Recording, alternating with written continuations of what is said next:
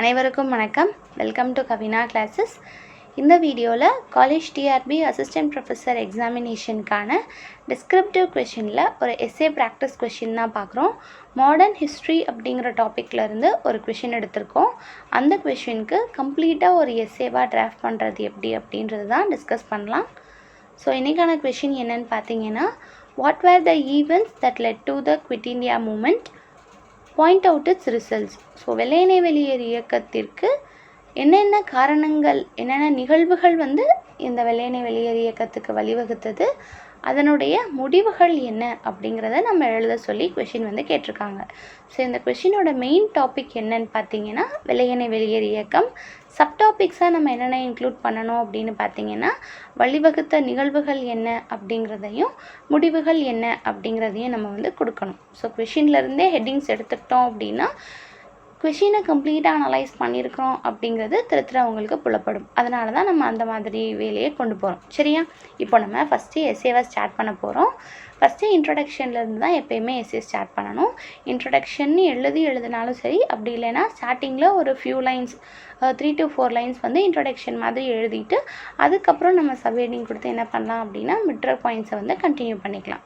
So இன்ட்ரோடக்ஷனில் என்ன பண்ணுறோம் அப்படின்னா, வெள்ளையனே வெளியேறு இயக்கத்தினை பற்றின ஜென்ரல் டாபிக்ஸ் இருக்கும் இல்லையா, ஜென்ரல் ஃபேக்ட்ஸ். ஸோ அதை எல்லாத்தையும் கொடுக்க போகிறோம். எப்போ ஆரம்பித்தாங்க, யார் ஆரம்பித்தாங்க, இதெல்லாம் கோட் பண்ணலாம். ஸோ வெள்ளையனே வெளியேறு இயக்கம் எப்போ ஆரம்பித்தாங்க அப்படின்னு பார்த்தோன்னா, August 8, 1942 தான் இது துவங்கப்பட்டது. யாரால் துவங்கப்பட்டது அப்படின்னு பார்த்தோன்னா, மகாத்மா காந்தி அவர்களால் துவங்கப்பட்டது. இந்த இயக்கத்தின் போது காந்தி அவர்கள் ஒரு முழக்கம் வச்சுருந்தாங்க. அது என்னன்னு பார்த்தீங்கன்னா, டூ ஆர் டை அப்படிங்கிறது, செய் அல்லது செத்துமடி அப்படிங்கிற முழக்கத்தோடு தான் என்ன பண்ணியிருந்தாங்க அப்படின்னா இந்த இயக்கத்தை வழிநடத்தி கொண்டு போயிருந்திருப்பாங்க. ஸோ இந்த இயக்கத்திற்கு வழிவகுத்த அந்த நிகழ்வுகள் என்னென்ன, முடிவுகள் என்னென்ன அப்படின்றத பற்றி தான் இந்த எஸ்ஏல பார்க்க போகிறோம் அப்படிங்கிற மாதிரி ஒரு ஸ்மால் இன்ட்ரடக்ஷன். அடுத்தது நம்ம என்ன பார்க்க போகிறோம் அப்படின்னா, வழிவகுத்த நிகழ்வுகள் என்ன அப்படிங்கிறத மெயின் ஹெட்டிங்காக கொடுக்க போகிறோம். நம்ம கொடுக்க போகிற ஒரு நிகழ்வையுமே நம்ம என்ன பண்ணிக்கலாம், ஒரு சப்ஹெட்டிங்காக போட்டு அடுத்து நம்ம பாயிண்ட்ஸாக கொடுத்துக்கலாம். சரிங்களா? ஸோ வழிவகுத்த நிகழ்வுகள் என்ன, எதனால் வெள்ளையனே வெளியேறு அப்படின்ற ஒரு இயக்கம் உருவாச்சு அப்படின்ற காரணங்களை தான் நம்ம லிஸ்ட் அவுட் பண்ண போகிறோம். ஸோ ஃபஸ்ட்டு முக்கியமான காரணம் என்ன அப்படின்னு பார்த்தோன்னா, இரண்டாம் உலகப் போரினுடைய விளைவு. ஸோ அதுதான் ஃபஸ்ட்டு முக்கியமான காரணம். எதனால் அப்படின்னு பார்த்தோன்னா, ரெண்டாம் உலகப் போரின் போது நம்மளுடைய இந்திய படை வீரர்களை இந்திய தலைவர்களினுடைய அனுமதி இல்லாமலேயே என்ன பண்ணியிருப்பாங்க அப்படின்னா, அவங்கள உலகப் போரில் ஆங்கிலேயர்கள் ஈடுபடுத்தி இருந்திருப்பாங்க.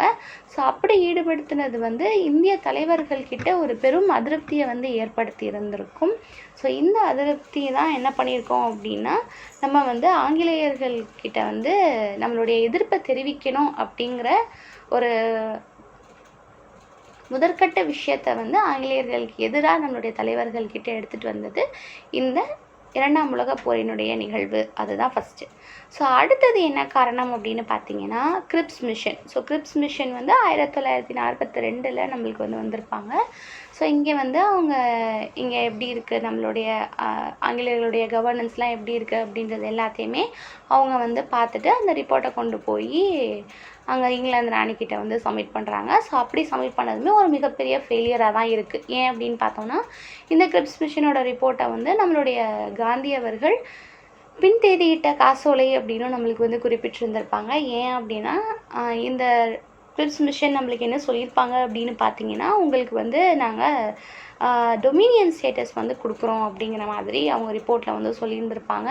ஸோ இந்தியர்கள் நம்ம என்ன கேட்டுட்ருக்கோம், நம்மளுக்கு ஒரு சுதந்திரம் வேணும், நாங்களே சுயமாக எங்களை ஆட்சி செய்யக்கூடிய ஒரு அரசாங்கத்தை நாங்களே உருவாக்கிக்கிறோம் அப்படிங்கிற கோரிக்கையை வச்சுட்ருக்கிற சமயத்தில் உங்களுக்கு டொமினியன் அந்தஸ்து கொடுக்குறோம் அப்படின்னு சொல்லி கிரிப்ஸ் மிஷனோட ரிப்போர்ட்டில் சொல்லியிருந்திருப்பாங்க.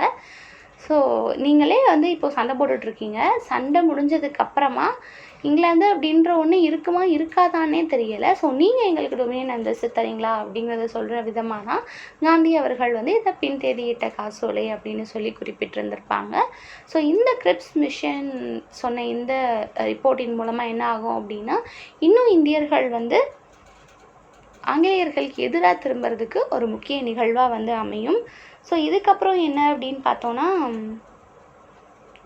நம்மளுடைய இந்திய வீரர்கள் எல்லாத்தையுமே போரில் ஈடுபடுத்துறது மட்டும் இல்லாமல் போருக்கு தேவையான பொருளாதார தேவைகள் இருக்கும் இல்லையா, அதை எல்லாத்தையுமே என்ன பண்ணுறாங்க அப்படின்னா நம்மளுடைய இந்திய நாட்டிலேருந்து என்ன பண்ணுறாங்கன்னா வளங்கள் எல்லாத்தையும் சுரண்டி எடுத்துகிட்டு போய் போருக்கு வந்து செலவினம் செய்கிறாங்க. அது மட்டும் இல்லாமல் போர் வீரர்களுக்கு உணவளிகளாக இருக்கட்டும், போர் வீரர்களுக்கு காயத்தை குணப்படுத்துறதுக்கு தேவையான மருந்துகளாக இருக்கட்டும், எல்லாத்தையுமே நம்மளுடைய இந்திய மண்ணிலிருந்து சுரண்டி எடுத்துகிட்டு போய் அதற்காக வந்து பயன்படுத்துகிறாங்க.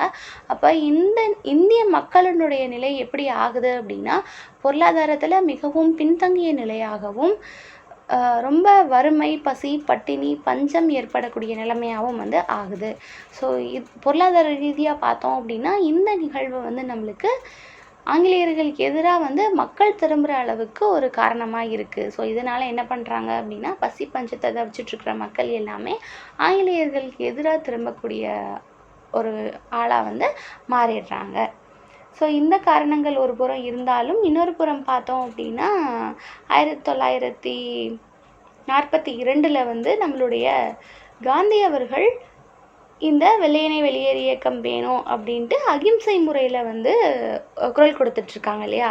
இதே டைமில் பேரலாக பார்த்தோம் அப்படின்னா நம்மளுடைய சுபாஷ் சந்திர போஸ் அவர்கள் என்ன பண்ணுறாங்க அப்படின்னா INA இந்தியன் நேஷ்னல் ஆர்மி அப்படின்னு ஒரு இராணுவத்தை ரெடி பண்ணி ஆங்கிலேயர்களுக்கு எதிராக வந்து நம்ம போர் புரிஞ்சு நம்மளுடைய சுதந்திரத்தை நம்ம வந்து வாங்கிக்க போகிறோம் அப்படின்ற மாதிரி அகிம்சை அல்லாத முறையில் வந்து அவங்களுடைய முன்னெடுப்பை வந்து எடுத்துகிட்டு போயிட்டு இருந்திருப்பாங்க. ஸோ இந்த மாதிரி தலைவர்கள் சைட்லேருந்து இருக்கட்டும், மக்கள் சைட்லேருந்து இருக்கட்டும், எல்லாமே என்ன பண்ணுறாங்க அப்படின்னா ஆங்கிலேயர்களுக்கு எதிராக திரும்பக்கூடிய விதமாக ஒரு நிகழ்வாக நடக்க இது எல்லாமே 1942 வெள்ளையனே வெளியேறு இயக்கத்தில் வந்து முடிஞ்ச ஒரு விஷயமா இருக்குது. ஸோ இந்த காலகட்டத்தில் தான் வெள்ளையனே வெளியேறு இயக்கம் அப்படிங்கிறது 1942 நம்மளுக்கு வந்து காந்தியின் மூலமாக கொண்டு செல்லப்படுகிறது.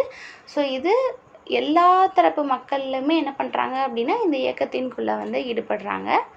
இது எல்லாத்தையுமே நம்ம வந்து முடிவுகள் கடையில் பார்த்துடலாம். நிகழ்வுகள் என்ன அப்படின்றத நம்ம லிஸ்ட் அவுட் பண்ணியாச்சு.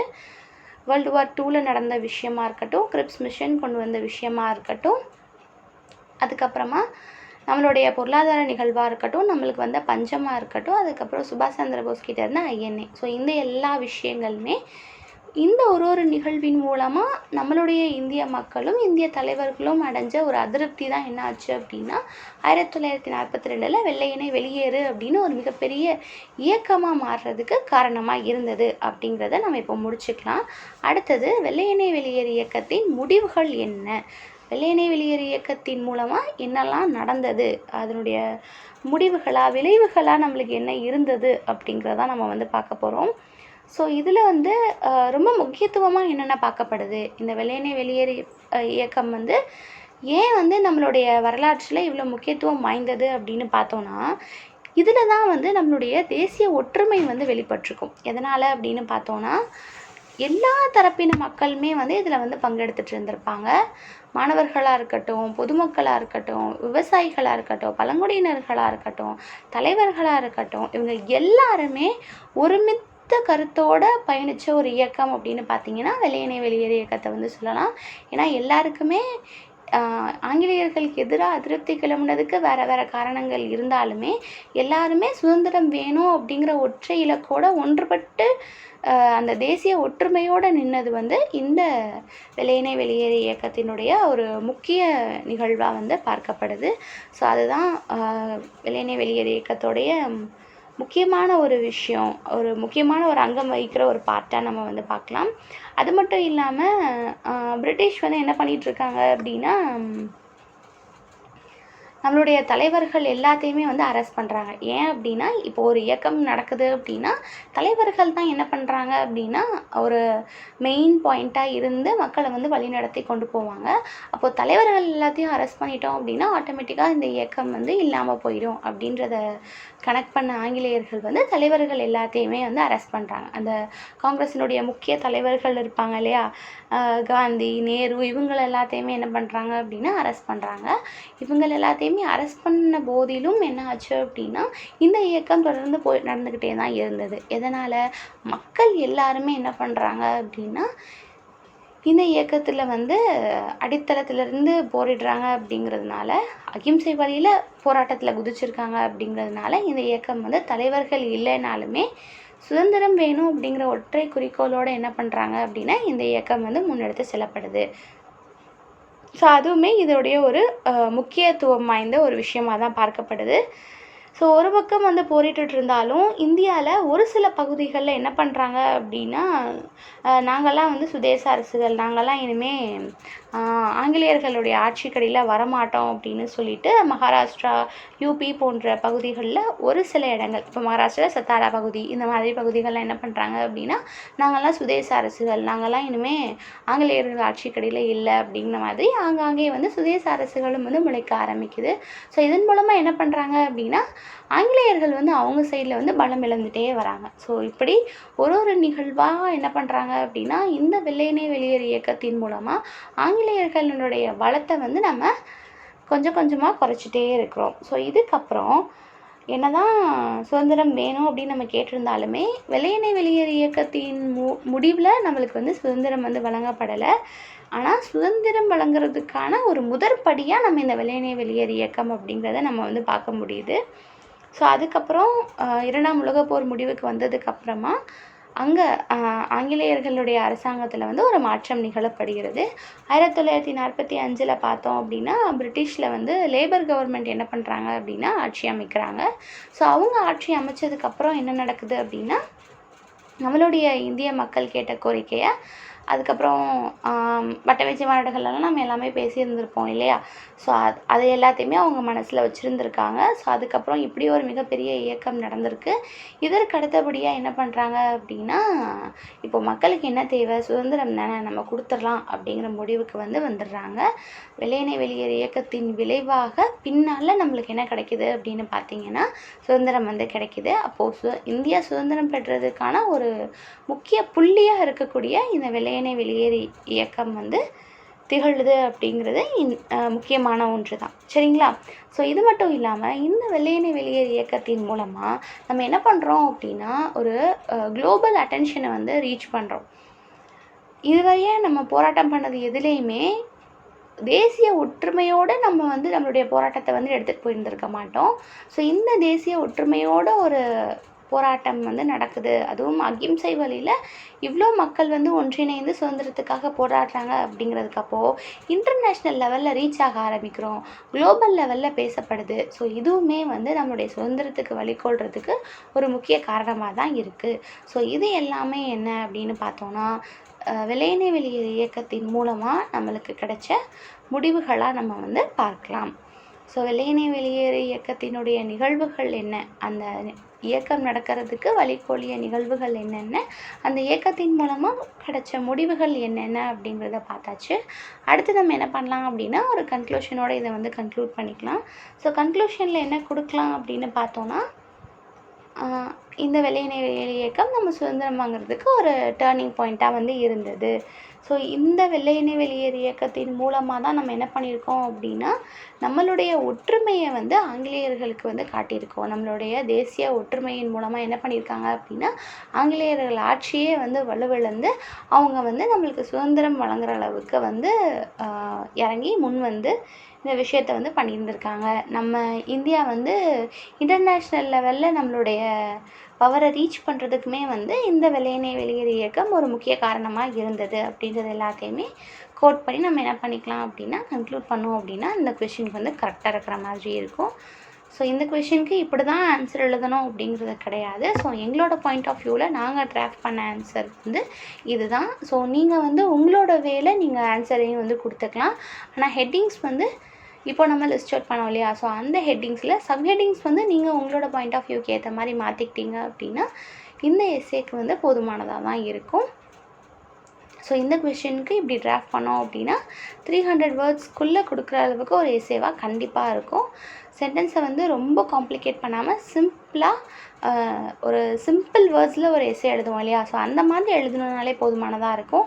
எங்கே நம்ம இம்பார்ட்டன்ஸ் கொடுக்கணுமோ அந்த இடத்துல ஹைலைட் பண்ணிக்கிட்டோம் அப்படின்னாலே ஒரு நீட் அண்ட் கம்ப்ளீட் எஸ்ஏவாக இருக்கும் அப்படிங்கிறது தான் நம்மளுடைய சஜஷன்.